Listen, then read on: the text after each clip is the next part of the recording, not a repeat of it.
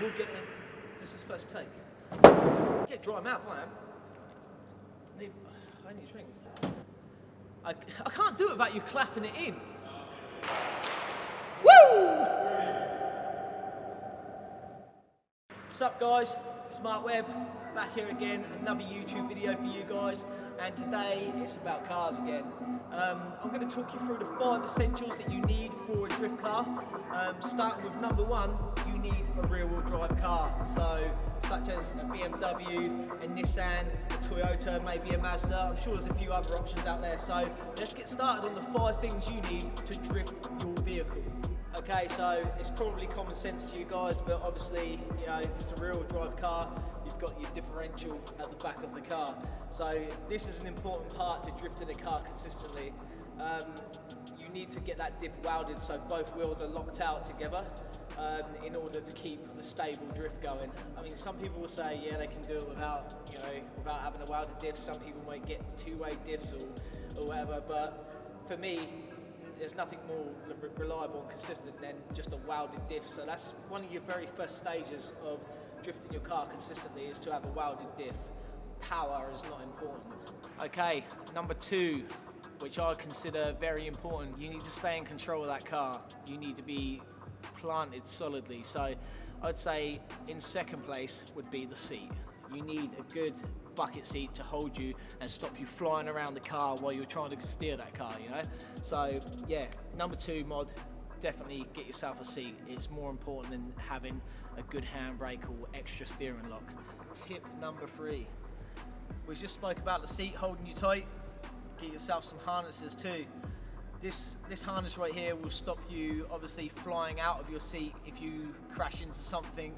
It keeps you really supported, and yeah, it's a pretty important part of the safety when driving cars at high speed sideways. So yeah, tip number 3, harness for your bucket seat.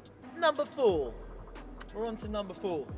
While you're throwing your car around and everything, you might find it a little bit easier to use the handbrake.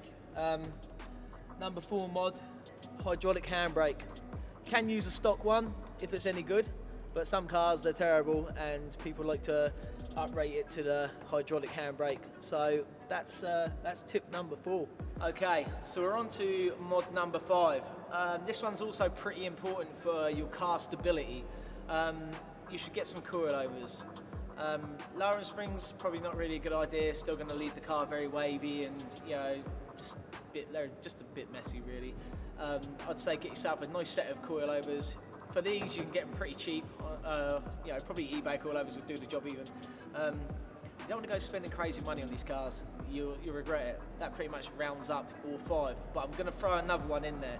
This isn't important, but once you've learned how to drift and you get better and you get more control in your car, you can go for some lock mods to give you a much better turn on the car, so you can get way more sideways.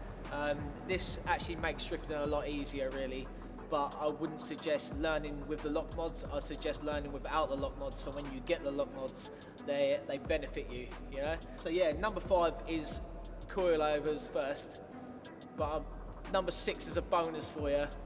You could get some lock mods too. Okay guys, so if you follow those 5 things that I've just gave you, even though I gave you 6, if you follow the 5 things, they are the essentials for a drift car. I just want to say that the diff is the most important one to start with to make the car actually slide.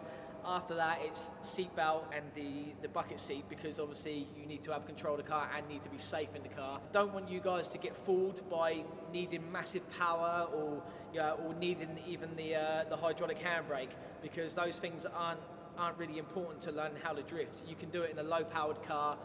You can do all kinds of stuff without the handbrake, shift locking and all sorts. I'm sure you'll find out more about all these things as you look deeper into what drifting is all about. If you follow the 5 things that I've given to you today, I'm pretty sure that you'll be able to go out there and have fun in your car in no time. So now you know the 5 tips that you need to drift a drift car. Go and get yourself a rear-wheel drive car and get out there and have some fun.